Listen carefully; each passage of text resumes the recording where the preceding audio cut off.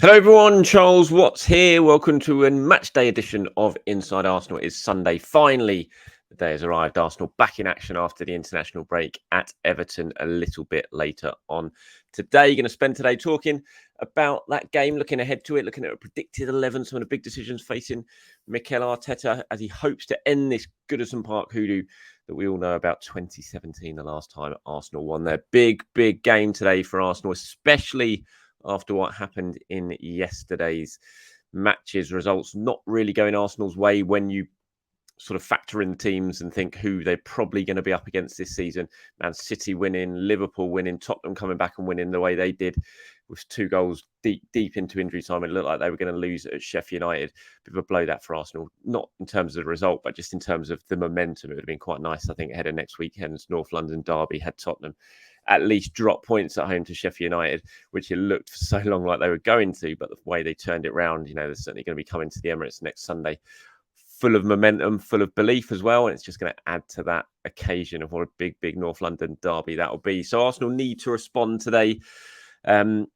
Second time in a row, really, playing pretty much after everyone else had. They had to do that before international break with the Man United game. They've got to do it again today, and they've got to respond. And they've got to respond at a place where they really do struggle with not a very nice record for Arsenal at Goodison Park in recent years. Like I said, 2017, the last time Arsenal have gone to Goodison Park and won. If you're watching on YouTube now, just look at that record. It's unbelievable. When you look at Everton's run of results for the last 2 seasons, the one on the left there, that was 2 seasons ago. One win in about 17 games or something, I think it was, and that was against Arsenal. Then last year again, 1 win in 10 games, that was against Arsenal.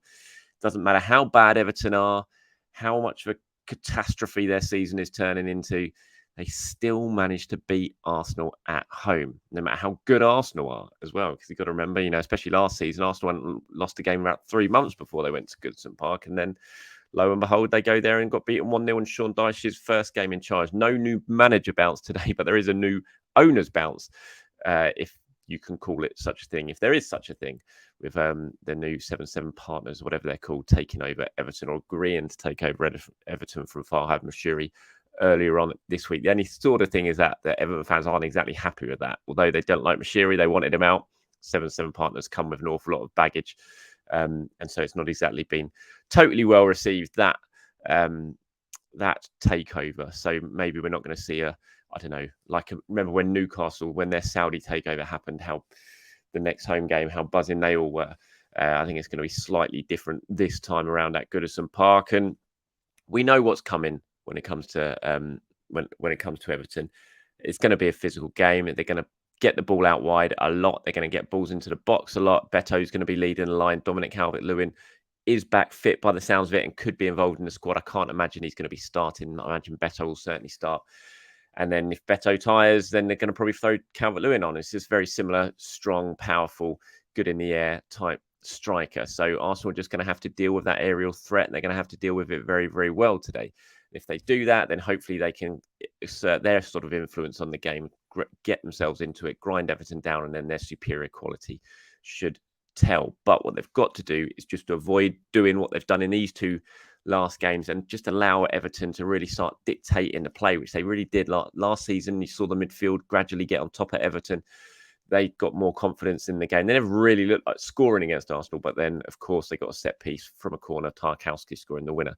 The season before that, which was Rafa Benitez. Again, Arsenal leading 1-0 at half-time, Martin Odegaard, and they just let Everton back in the game and ended up losing with that last-minute goal for Demarai Gray. So Arsenal just need to actually get on top in this game and stay on top, and that's a really, really important thing for them. You look at, this was the starting 11 the last time Arsenal won at Goodison. Unbelievable. Checking goal, Monreal, Saka and Koscielny in a back 3, Bellerin and Kolasinac as the wing-backs, Xhaka and Ramsey in the middle, then Alexis Sanchez, Mesut Ozil and Alexander Lacazette. The goal that Lacazette scored in that game was Lacazette's first ever away goal for Arsenal. 5-2. I remember Mesut Ozil was brilliant. I was at Goodison Park that day. Ozil and Sanchez were absolutely brilliant. Wayne Rooney scored for Everton. But then 1-0 up, then Arsenal came back, won it 5-2. Substitutes who came on in that second half, Francis Coquelin was one of them, and I can't remember who the other one was. I did look it up. recently. But yeah, Francis Coquelin came on. So it says how long ago. That was the last time Arsenal won at Goodison Park. I mean, look at that team. Unbelievable. They've got to turn that round. Like I said, especially after yesterday's results, 3 points, absolutely crucial. It's going to be really interesting to see what Mikel does today in terms of the starting lineup. He's got a fair few options when you kind of look at it. I mean, the starting 11 against Manchester United, I don't think it's going to be too far off that. I'll show you the predicted 11 I've gone for actually today. I thought long and hard about this, and right at the very, very end, I've changed my mind and I've gone with Gabriel Jesus up front. The whole way leading up to this game, I've been saying I think he'll probably stick with Eddie Nketiah. Eddie's done nothing wrong. He's played well. Gabriel Jesus had a long flight back from South America.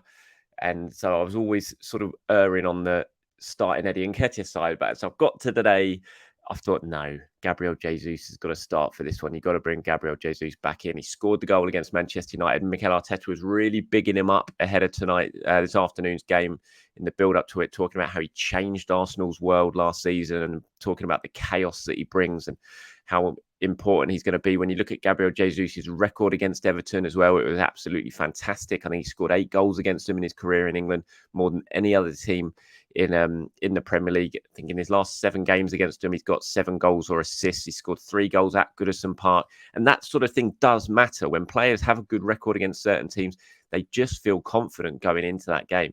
So that does matter. And so as it's sort of gone on, I've right at the end, I've changed my thinking. I'm going to go with Gabriel Jesus in my predicted 11. Remember, this isn't necessarily what I would do or any information I received. This is what I'm predicting. I'm guessing that this is what Mikel's going to go for. And that's it there. So Ramsdale in goal. I'm sticking with Ben White, Saliba, Gabriel and Zinchenko. I was tempted and I wouldn't be surprised if Tomiyasu starts potentially at left back, but I still think if you sort of ask me right now who it's going to be, I think Zinchenko. I think Mikel, rather than worrying too much about what Everton are going to do and playing someone like Tomiyasu to counter that physical and aerial threat, I still think he'd rather Arsenal dictate the play and dominate the game the way they want to play. And if you're going to do that, then you need to start Zinchenko because he's so important in that. So that's back line I've gone for. The same as against Manchester United. White, Saliba, Gabriel and Zinchenko. Then I'm going with the same midfield again. So Rice, Odegaard, Havertz. I know, a lot of people are hoping that Havertz doesn't start today, but I think he will. I'd be surprised if Mikel drops him for Everton away. I feel like that's a game he'll want Havertz in that position for his for his physicality, for his height in the box and things like that. So I think Havertz will start, and then I'm going with Saka and Martinelli and Gabriel Jesus as the front line. But there are some different options if he did want to do it. Fabio Vieira has been so impressive coming on the bench in recent games. He could potentially come in if Mikel does decide not to go with Kai Havertz. Like I said, Tomiyasu is definitely a very viable option in defence to deal with what Everton are going to cope. So that could be an option that he uses as well. And like I said, Nketiah and Jesus. So there are a few decisions for Mikel Arteta to make, but if I'm sitting here right now and you're saying, what is your predicted 11? What do you think Mikel's going to do? That's what I'm going for. So Ramsdale, White, Saliba, Gabriel, Rice, Odegaard, Havertz, Saka, Martinelli, and Gabriel Jesus. Right, let's get into some questions and comments before we end this one today. Here's one from John. He says, Charles, what's your opinion on Eddie and Jesus as a striker partnership? One to fall back and get the ball and another just to stay in the box and take the chances. Could it work? It could work. I think we saw it in, not so much in this preseason, but last preseason, I remember we saw it quite a bit. And when you say one to fall back, I mean, that would obviously be Gabriel Jesus because that's his strength and his quality is to drift into those deeper positions.